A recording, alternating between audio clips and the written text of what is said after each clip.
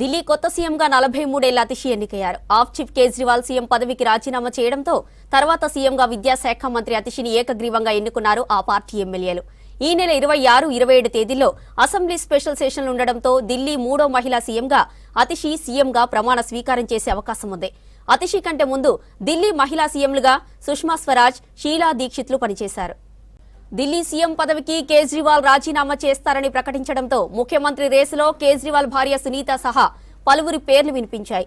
కానీ చివరికి అతిషి మార్లీనాకు అవకాశం దక్కింది.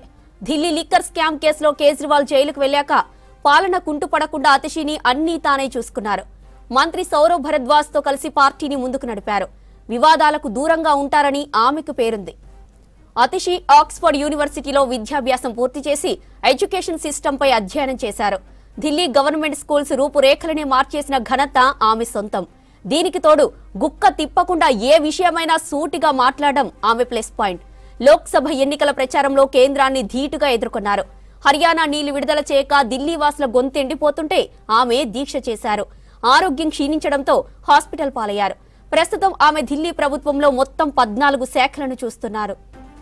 1981 జూన్ 8న అతిషి మర్లేరా సింగ్ జన్మించారు. ఆమె తల్లిదండ్రులు విజయ్ సింగ్, త్రిప్తావాహి ప్రొఫెసర్లు. సెయింట్ స్టీఫెన్స్ కాలేజ్ నుంచి హిస్టరీలో బ్యాచిలర్ డిగ్రీ, ఆక్స్ఫర్డ్ నుంచి మాస్టర్స్ పూర్తి చేశారు. ఆంధ్రప్రదేశ్ అన్నమయ్య జిల్లాలోని మదనపల్లి సమీపంలో ఉన్న రిషి వ్యాలీ స్కూల్లో కొన్నేండ్లు హిస్టరీ, ఇంగ్లీష్ టీచర్గా పనిచేశారు. ఎడ్యుకేషన్ సిస్టమే స్టడీ చేశారు. 2015లో మధ్యప్రదేశ్లోని ఖాండ్వా జిల్లాలో జరిగిన జల సత్యాగ్రహంలో పాల్గొన్నారు. ఆ టైంలో ఆప్ సభ్యులతో పరిచయాలు ఏర్పడి పార్టీ ఆవిర్భావ సమయంలో సభ్యత్వం తీసుకున్నారు. 2020 అసెంబ్లీ ఎన్నికల్లో సౌత్ ఢిల్లీలోని కల్జాజీ నియోజకవర్గం నుంచి ఎమ్మెల్యేగా గెలిచి కేజ్రీవాల్ కేబినెట్లో మంత్రి అయ్యారు. ఢిల్లీకి మూడో మహిళా సీఎంగా అతిషి త్వరలో ప్రమాణ స్వీకారం చేయనున్నారు.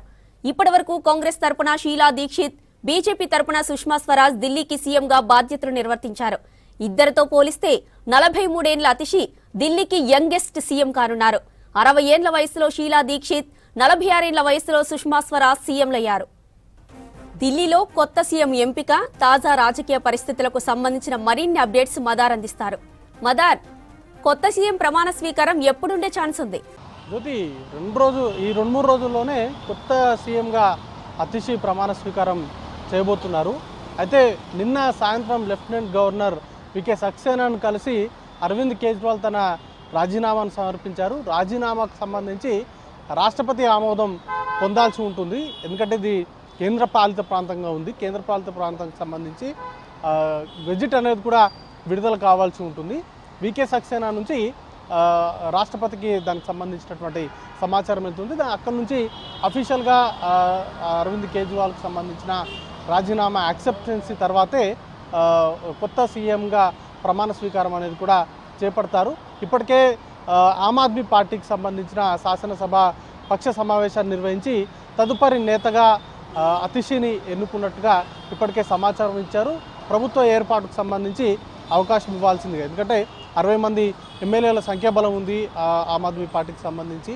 కాబట్టి ప్రభుత్వ ఏర్పాటుకు సంబంధించి ఆహ్వానించాల్సిందిగా ఇప్పటికే విజ్ఞప్తి కూడా చేశారు. ఇటు అరవింద్ కేజ్రీవాల్ రిజిగ్నేషన్ యాక్సెప్టెన్సీ అవ్వగానే వారికి సంబంధించి కొత్త సీఎంగా అతిషి బాధ్యతలు అనేది కూడా చేపడతారు. అందుకు సంబంధించి ఆమ్ ఆద్మీ పార్టీ ఇప్పటికే అన్ని ఏర్పాట్లను కూడా సిద్ధం చేసుకుంటుంది. ఇక అరవింద్ కేజ్రీవాల్కి సంబంధించిన రాజీనామా ఆమోదం పొందడమే తర్వాయిగా అన్నట్టుగా ఉంది. అయితే దానికి సంబంధించి అరవింద్ కేజ్రీవాల్ ఎప్పుడైతే తన సీఎం పదవికి రాజీనామా చేస్తున్నట్లు ప్రకటించారో చాలా చర్చ జరిగింది పార్టీలో. నెక్స్ట్ సీఎంగా ఎవరు ఉండాలి అనే దానిపైన అనేక మంది పేర్లు పరిశీలనలోకి వచ్చాయి పార్టీలో.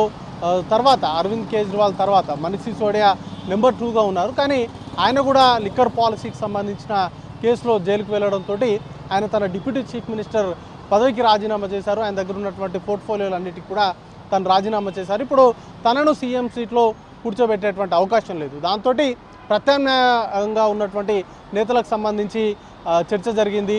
దాంట్లో ప్రముఖంగా ఇటు సునీత కేజ్రీవాల్ భార్య పేరుతో పాటు అతిషితో పాటు గోపాల్ రాయ్, ఇతర నేతలకు ముఖ్యంగా కైలాష్కి సంబంధించినటువంటి నేతల పేర్లన్నింటినీ కూడా పరిశీలించారు. ఫైనల్గా అతిషి వైపే అధిష్టానం మొగ్గు చూపింది. అతీషికి సంబంధించి పార్టీలో 2013 ఆమ్ ఆద్మీ పార్టీ ఎస్టాబ్లిష్ జరిగినటువంటి సందర్భం నుంచి కూడా ఆమ్ ఆద్మీ పార్టీలో చాలా కీలకంగా వ్యవహరించారు. ఆ యాప్కు సంబంధించినటువంటి సిద్ధాంతాలపైన చాలా కసరత్తు అంతా కూడా తిషినే చేసింది.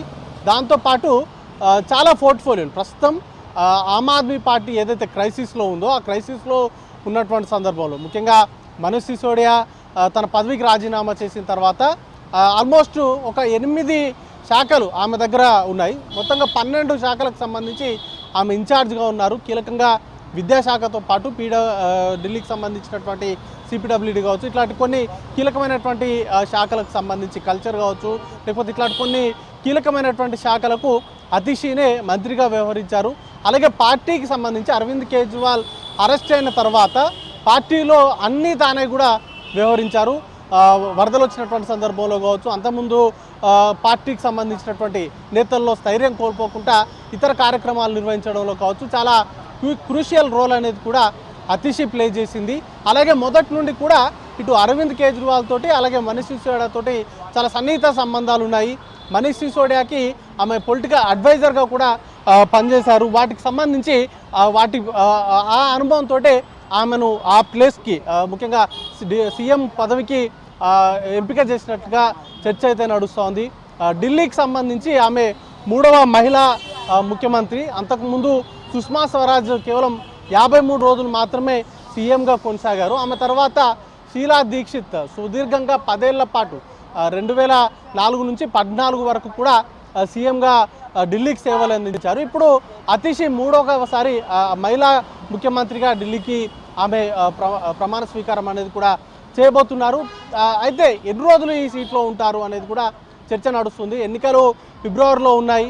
అయితే ఆమ్ ఆద్మీ పార్టీ నుంచి ప్రధానమైనటువంటి డిమాండ్ నవంబర్లో ఎన్నికలకు వెళ్ళాలి, నవంబర్లో ఎన్నికలు నిర్వహించాలి అనేటువంటి డిమాండ్ అయితే చేస్తూ ఉన్నారు. మహారాష్ట్రతో పాటు ఢిల్లీకి కూడా ఎన్నికలు నిర్వహించాలనేది ప్రధానంగా ఆమ్ ఆద్మీ పార్టీ చేస్తున్నటువంటి డిమాండ్. కాబట్టి ఒకవేళ నవంబర్ లోపే ఎన్నికలు వస్తే కనుక ఈ కొద్ది రోజుల వరకే మాత్రమే ఆమె పాలనని కొనసాగించేటువంటి అవకాశం ఉంటుంది. లేదు షెడ్యూల్ ప్రకారం ఫిబ్రవరిలో కనుక ఎన్నికలు జరిగినట్లయితే అప్పటి వరకు సీఎంగా కొనసాగుతారనేది ప్రధానంగా పార్టీలో వినిపిస్తున్నటువంటి చర్చ. అలాగే విద్యాధికురాలు ఆక్స్ఫర్డ్ యూనివర్సిటీ నుంచి మాస్టర్స్ కంప్లీట్ చేయడము, ఇక పొలిటికల్గా కూడా ఆమ్ ఆద్మీ పార్టీకి మొదటి నుండి ఆమె అఫిలియేట్ అవ్వడము, దాంతోపాటు గోవాకు ఇన్ఛార్జ్గా వ్యవహరించారు. 2019 సమయంలో ఎంపీ ఎన్నికల్లో ఈస్ట్ ఢిల్లీ నుంచి ఆమె పోటీ చేశారు. బట్ ఈస్ట్ ఢిల్లీ అభ్యర్థి గౌతమ్ గంభీర్ చేతిలో ఆమె ఓడిపోయారు. 2020లో మొదటిసారి కాల్కాజీ నియోజకవర్గం నుంచి తాను పోటీ చేసి ఎమ్మెల్యేగా గెలుపొందారు. తర్వాత మనీష్ సిసోడియా అరెస్ట్ అయిన తర్వాత ఆమె మంత్రిగా బాధ్యతలు చేపట్టారు. అప్పటి నుంచి కూడా చాలా క్రూషియల్ రోల్ అనేది కూడా ఆమ్ ఆద్మీ పార్టీలో పోషించారు. ఇటు కీలకమైనటువంటి నేతలు వరుసగా అరెస్ట్ అవుతున్నా ఢిల్లీలో ప్రభుత్వాన్ని నడిపించడంలో కీలకమైనటువంటి శాఖలు తన దగ్గర ఉంచుకోవడంతో పాటు కీలకంగా పార్టీకి సంబంధించినటువంటి అన్ని వ్యవహారాల్లో కూడా తానే ముందుండి నడిపించారు అనేది ప్రధానంగా ఆమెకు ఉన్నటువంటి ప్లస్ పాయింట్స్. ఇవన్నీ కూడా ఆమెకు అడ్వాంటేజ్గా మారాయి. ఆ నేపథ్యంలోనే అరవింద్ కేజ్రీవాల్ తను రాజీనామా చేస్తూ అతిషిని ముఖ్యమంత్రిగా ప్రపోజ్ చేశారు. దానికి నిన్న జరిగినటువంటి శాసనసభాపక్ష సమావేశంలో యునానిమస్గా అందరూ కూడా మద్దతు అనేది కూడా తెలిపారు. అయితే ఈ ప్రమాణ స్వీకారానికి సంబంధించి 1-2 రోజుల్లోనే ఒక క్లారిటీ అయితే వచ్చేటువంటి అవకాశం ఉంది.